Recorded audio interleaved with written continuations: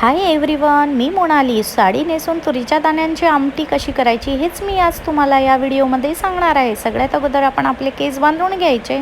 त्यानंतर आता मी वाटण वाटलेलं आहे तुरीच्या दाण्यांचं. आणि आता तेल टाकूया. पातेल्यामध्ये तेल टाकलेलं आहे, तेल गरम झालेलं आहे. आता जिरं मोहरी घेऊया. त्यानंतर कढीपत्ता, लसण. आता लसणाचा कच्चेपणा जातपर्यंत आता आपण टमाटर टाकूया. टमाटर छान होऊ देऊया थोडा वेळ. त्यानंतर आता मी मिरचीचं वाटण घेतलेलं आहे, ते सुद्धा आपण ॲड करूया आणि छान होऊ देऊया त्याला. तुम्ही जर माझ्या चॅनलवर नवीन असाल तर नक्की माझ्या चॅनलला सबस्क्राईब करा आणि असेच नवनवीन व्हिडिओसुद्धा मी बनवत राहील. आता आपण मीठ घेऊया, मीठ टाकूया.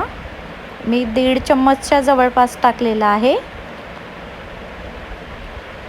हळद टाकूया, कारण मिरचीचं वाटण टाकल्यामुळे आपण तिखट ॲड करणार नाही आहोत.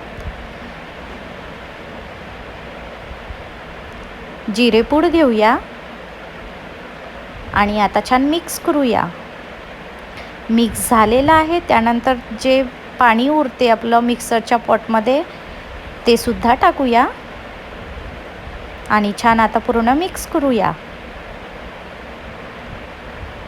मी आता घेते आहे वाटण, तुरीच्या दाण्यांचं वाटण, ते सुद्धा ॲड करूया.